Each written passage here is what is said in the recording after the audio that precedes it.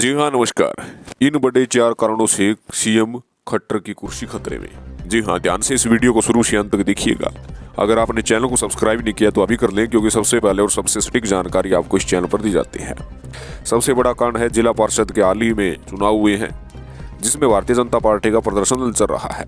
Bharatiya Janata party ग्रामीण अंचल में बहुत बड़ा नुकसान झेलती हुई नजर आ रही है।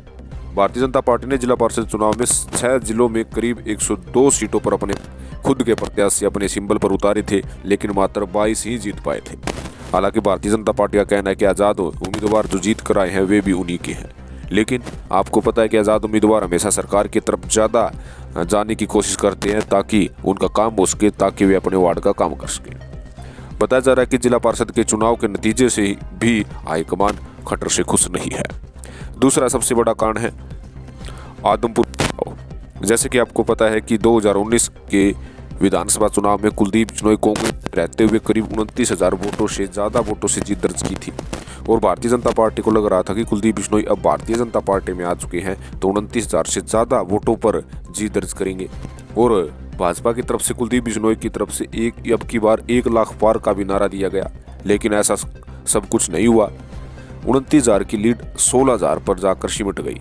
कहीं ना कहीं भारतीय जनता पार्टी यदि समय पर अपनी अच्छी प्रकार से पकड़ नहीं बनाती तो कहीं ना कहीं विपक्षी पार्टी विशेष तौर पर कांग्रेस मैदान भी मार लेती।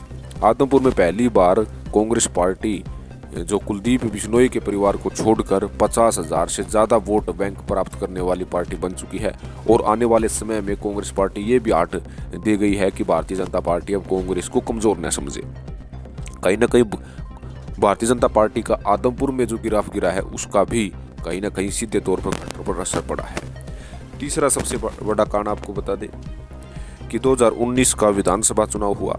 हालांकि लोकसभा चुनाव में भारतीय जनता पार्टी ने हरियाणा में 10 की 10 सीटें जीत दर्ज करके एक बड़ा कीर्तिमान हासिल किया, लेकिन जब विधानसभा की बारी आई, मनोहर लाल खट्टर के चेहरे की बारी आई, उस समय भारतीय जनता पार्टी ने अब की बार 75 पार का नारा दिया और ये भी दिखाया कि वे इस लक्ष्य को आराम से पूरा कर लेंगे। लेकिन जनता ने उन्हें 75 की जगह 40 पर लाकर खड़ा कर दिया, जिसके कारण भारतीय जनता पार्टी को मजबूरी में दुष्यंत चौटाला के साथ गठबंधन करना पड़ा, और इस गठबंधन से दुष्यंत चौटाला को ऐसे महकमे देने पड़े जिससे भारतीय जनता पार्टी खुलकर दुष्यंत चौटाला से गुजारिश भी नहीं कर सकती।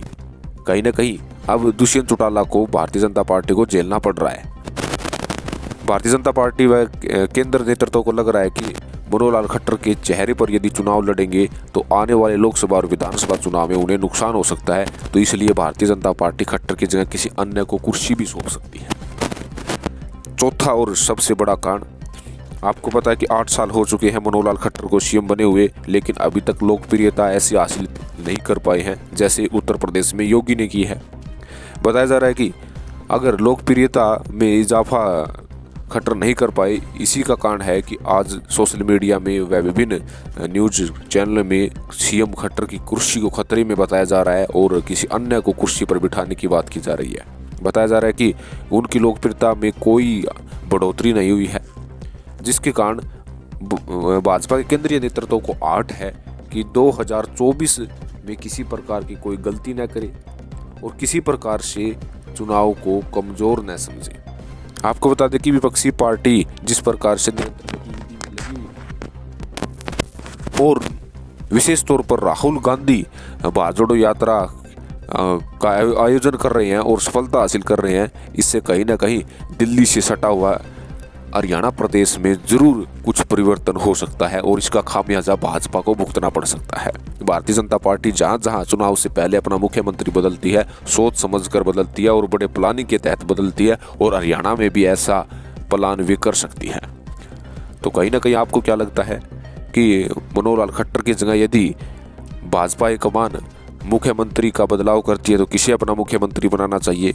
उस नेता का नाम ज़्यादा से ज़्यादा कमेंट बॉक्स में डालिएगा। चैनल को जरूर सब्सक्राइब कीजिएगा। धन्यवाद।